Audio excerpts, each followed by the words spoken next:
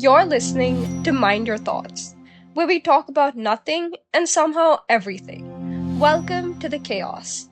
And today's chaos is smiling assassins. But before we begin, I have a question for you. When you hear the word serial killer, what image pops into your head? Honestly, a guy. Probably creepy and 99% of the time white. Ted Bundy vibes. Exactly. And that's part of the problem. Today, we're talking about women killers and why they're way more dangerous and overlooked than we think. That's what makes them scary. They're not hiding in the shadows with a machete. They're hiding in plain sight, being the nice lady next door. So let's get into some psychology. There are actual differences in how aggression works between men and women.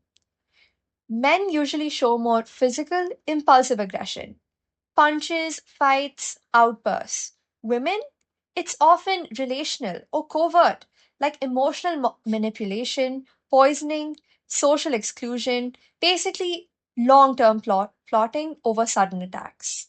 Yeah, they're not barreling in with a chainsaw. They're serving you tea and slowly erasing your existence. Like silently, deadly. And the kicker? Because it's not violent in a traditional way, we underestimate it. We don't expect danger from someone who smiles sweetly and wears cardigans. But that's what makes it so creepy. Society conditions women to appear soft, so when they snap, it's really jarring. And because it's unexpected, it often goes unnoticed until it's too late.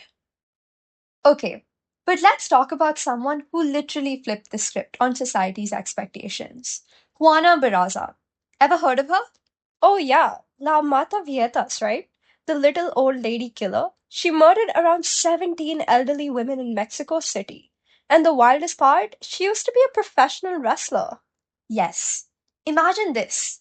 By day, she's in the ring as a silent lady, and by night, she's strangling grandmothers with phone calls and stockings.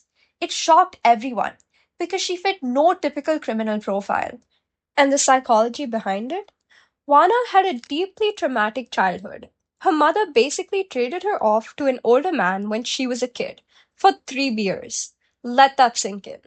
She developed deep resentment towards older women, especially ones who reminded her of her mom. It wasn't random, it was targeted rage, fueled by unresolved trauma and likely antisocial personality traits. It's fascinating and terrifying. Like the people who looked like harmless victims were actually the targets, and the person nobody suspected, a woman, was behind it all, which is the bigger point, right? We don't expect women to be violent, so they often go unnoticed longer. That's why cases like Juana are so jarring. They break every stereotype and force us to rethink how gender, trauma, and psychology intersect with crime. And you know what's wild? Even though she was clearly dangerous, people still try to justify or downplay her actions.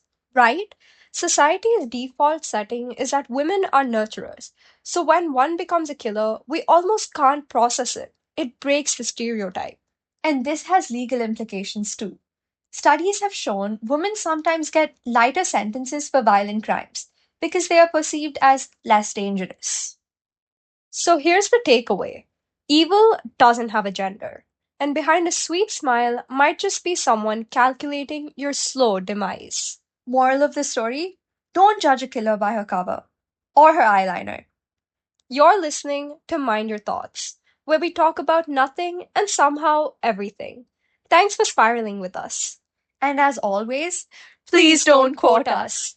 Unless you're quoting Tuesday tastes like mint, then maybe quote us. Carefully. Carefully.